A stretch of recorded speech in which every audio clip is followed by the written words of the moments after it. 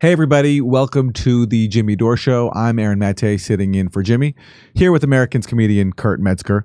And we're talking about, once again, this exciting week in the House where a group of Republicans forced the vote. They leveraged their vote for House Speaker Kevin McCarthy to win a series of concessions. And among those concessions is this. This is a headline from Bloomberg.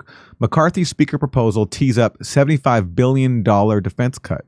So one of the demands reportedly that these members of the Freedom Caucus put on the table for as a condition of their vote for Kevin McCarthy was that he would agree to cut something like $75 billion from the military budget. And according to Bloomberg, this would likely spur a backlash from defense hawks in Congress, as it has. But here is Jim Jordan, he was not among the rebel members who voted against McCarthy.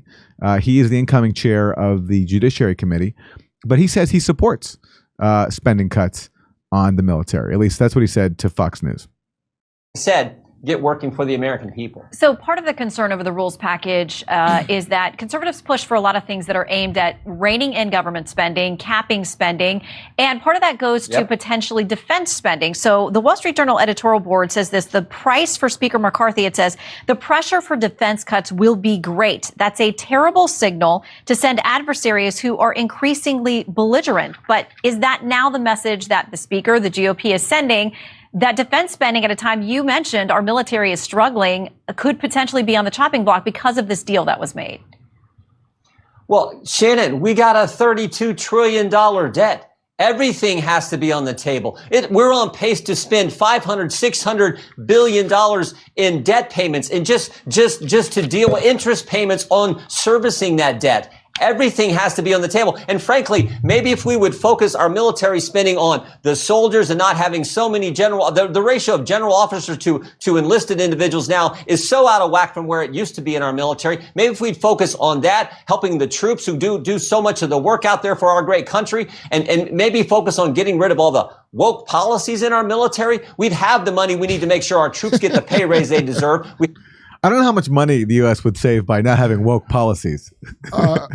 Well, I'm sure it's obscene, but not even close to what it would save by, all the other, not doing all the other awful stuff. But I love Fox fights. Like that, I was like, what's his out in this awful thing she said? Like, why don't we stop spending on just the woke stuff of the military?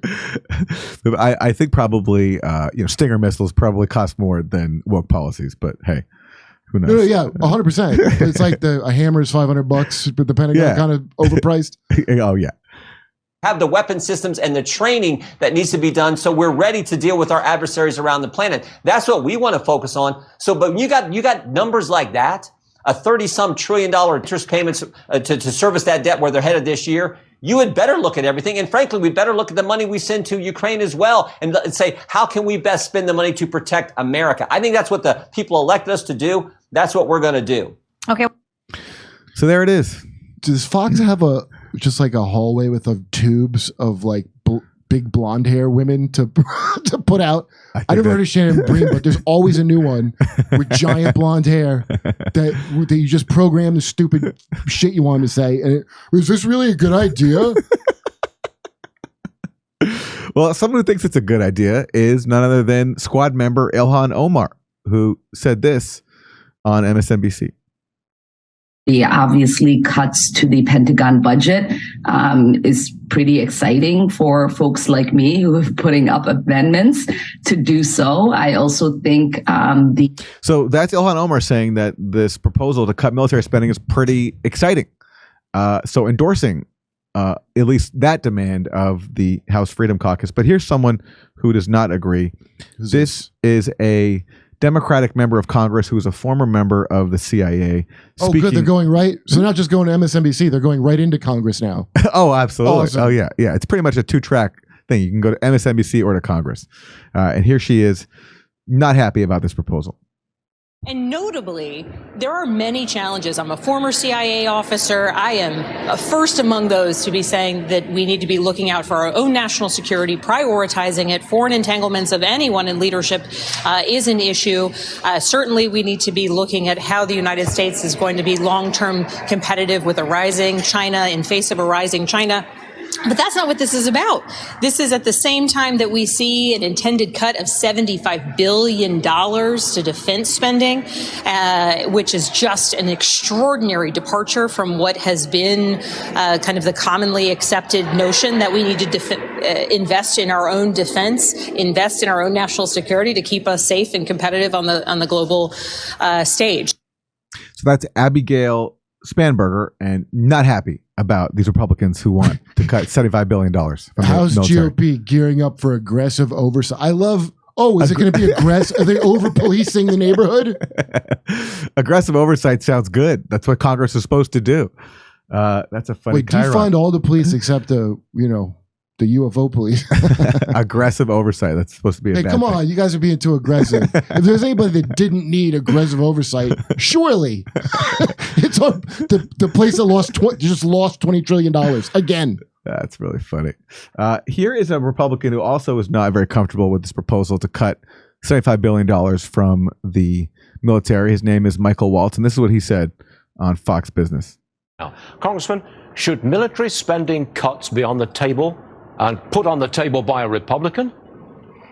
Well, look, I agree with Jim Jordan that we are going to carve out woke policies out of the military. We are going to look at the out-of-whack ratio of generals. I invite him to come on the Armed Services Committee and work with us on that. But Stu, and by the way, I'm all for a balanced budget. We've got to get spending under control, but we are not going to do it on the backs of our troops and our military when at the same And by troops, he means our military-industrial complex. Yeah, their health care, we're going to cut that. Oh, yeah. That's good. Oh, he's about to say we're not paying for their asthma and shit, but same time, we're talking about China is the greatest threat. We're going to have a select committee on China. They're tripling their nuclear arsenal. Iran is racing towards a nuke. North Korea is about to launch an ICBM. Russia is on the march. And oh, by the way, we still have a global terrorist state now in Afghanistan, thanks to Joe Biden. So this is, we can work on prioritizing defense spending, but that's really nibbling around the margins. Okay. If we really want to talk about the debt and spending, it's the entitlements program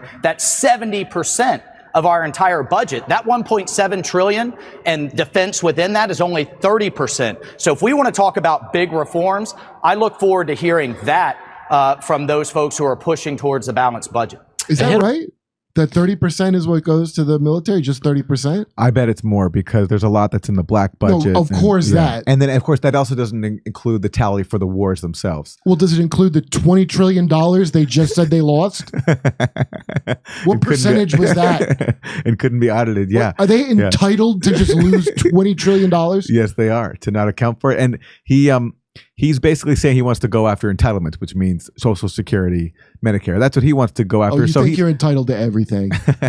So he's a Republican who's being put in an awkward position by some of his colleagues who want to cut $75 billion. And I don't think they're going to find enough that they can categorize as woke to justify cutting $75 billion if this goes through. Oh, you know what's woke? Getting health care. Get out of here.